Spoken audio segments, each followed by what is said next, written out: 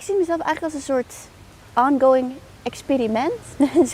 Ik zie het zelf eigenlijk, ja, zoals dat. Ik merk dat in mijn artiestenschap kan ik eigenlijk een soort de laagjes van wie ik ben, een soort afbellen. En dan kom ik iets tegen en dan duik ik erin. En dan creëer ik daar helemaal een wereld van, zodat ik dat helemaal kan beleven. De hele EP gaat dus over mijn relatie tot het bed. Want ik ben dus heel lang een soort gekluisterd aan het bed geweest. En daarna kwam ik er eigenlijk achter dat het bed voor mij best wel een soort moeilijke plek is. Maar ook wel een plek van herstel, want je slaapt en je rust uit. En ook wel een plek waar je dan ook gewoon gaat verkennen op een gegeven moment. Want ja, op een gegeven moment komt er intimiteit bij kijken. En voor mij, we hebben eigenlijk de hele EP dus gemaakt over het verwerkingsproces van een moeilijke periode.